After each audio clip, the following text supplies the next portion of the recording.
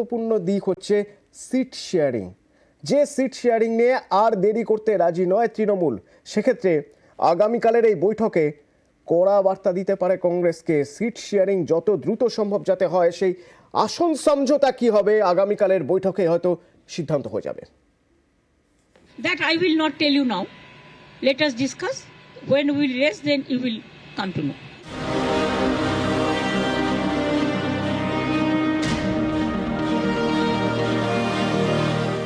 বছর গড়ালেই লোকসভা ভোট, হাতে আর সময় বেশি নেই।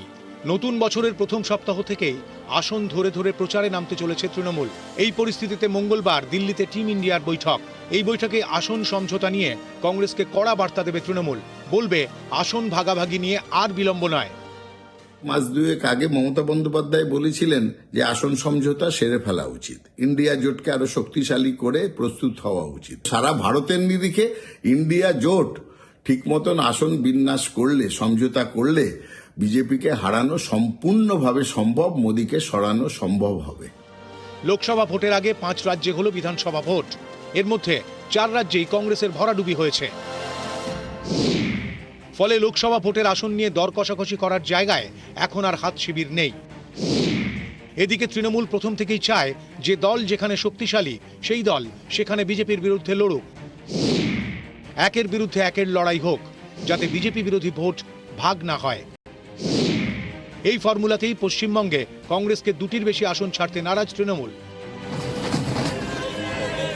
19এর লোকসভা ভোটে পশ্চিমবঙ্গের 42টি আসনের মধ্যে কংগ্রেস পায় 2টি আসন, মুর্শিদাবাদের বহরমপুর এবং মালদা দক্ষিণ। 21এর ভোটে কিন্তু এই ছবি বদলে যায়।